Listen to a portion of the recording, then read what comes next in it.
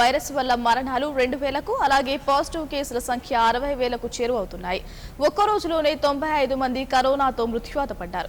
కొత్తగా 3,320 corona positive కేసులు గుర్తించారు వైద్యులు. దీంతో దేశంలో ఇప్పటిదాకా మొత్తం మరణాల సంఖ్య 1981కి అలాగే పాజిటివ్ కేసుల సంఖ్య 59,662కు చేరాయని కేంద్ర ఆరోగ్య శాఖ వెల్లడించింది. ప్రస్తుతం దేశవ్యాప్తంగా యాక్టివ్ కరోనా కేసుల సంఖ్య 39,834గా ఉండగా 17,846 మంది చికిత్స అనంతరం కోలుకున్నారు. రికవరీ రేటు 29.91% పెరిగింది.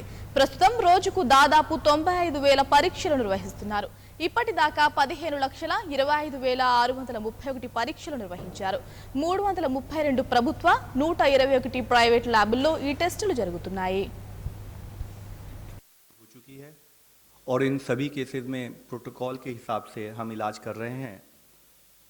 अब तक टोटल जो डेथ रिपोर्ट हुई हैं वह 17 हैं और पिछले 24 घंटों के दौरान 75 नए मामले और 4 डेथ रिपोर्ट हुई हैं. कोविड से जितनी भी ये डेथ रिपोर्ट हुई हैं उनमें मुख्य रूप से जितने पेशेंट थे उनको या तो मधुमेह या हार्ट डिजीज़ या हाइपरटेंशन के लक्षण भी थे. इन सभी मामलों में मुख्यतः हमारे एल्डरली पेशेंट्स थे जिनमें दूसरी बीमारी के लक्षण जैसे कि मैंने आपको बताया था वो भी थे. आप सबको अवगत है कि पिछले कुछ समय से सरकार इन स्थिति से निपटने के लिए बड़े प्रोएक्टिव और प्रिएम्प्टिव अप्रोच के तहत कार्य कर रही है और प्रेजेंटली ये सुनिश्चित किया जा रहा है कि ट्रांसमिशन के इस प्रोसेस को तोड़ने के लिए हम सभी राज्यों के साथ मिलकर लॉकडाउन और सोशल डिस्टेंसिंग को 100% इफेक्टिवली लागू करें.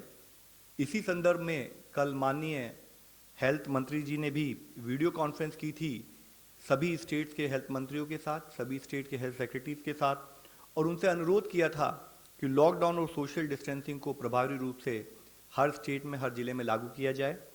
उन्होंने राज्य से ये भी रिक्वेस्ट की थी कि आवश्यक वस्तुओं और सेवाओं में नागरिकों को किसी भी तरह की दिक्कत का सामना ना करना पड़े. राज्यों से डॉक्टर्स, नर्सेज और अन्य स्वास्थ्य कार्यकर्ता जो हैं उनको अपनी सर्विसेज के लिए अटेंड करने के लिए जो यात्रा व्यवस्था है उसके भी सभी जो उनको सपोर्ट है उसको स्टेट में प्रोवाइड किया जाए, वो भी रिक्वेस्ट की गई थी.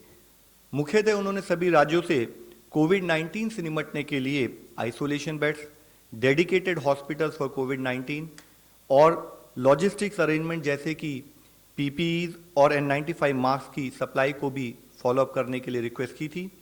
राज्यों में इस तरह की किसी लॉजिस्टिक्स की कमी ना हो इस चीज़ को सुनिश्चित करने के लिए नेशनल लेवल पर एक टास्क फोर्स भी बनाई गई है और इस टास्क फोर्स में सचिव नागरिक उड्डयन मंत्रालय, सचिव फार्मा, सचिव टेक्सटाइल्स, उपभोक्ता मामले, जहाज रानी, रेलवे बोर्ड और representative of department of military affairs और मिनिस्ट्री ऑफ होम अफेयर्स भी शामिल हैं. इसके साथ ही वेंटिलेटर्स की जो एक कमी स्टेट में, कंट्री में महसूस की गई थी उसके हिसाब से उसको अपग्रेड करने के लिए हमारे एक PSU को हमने 10,000 वेंटिलेटर की आपूर्ति करने के लिए आदेश जारी किए हैं.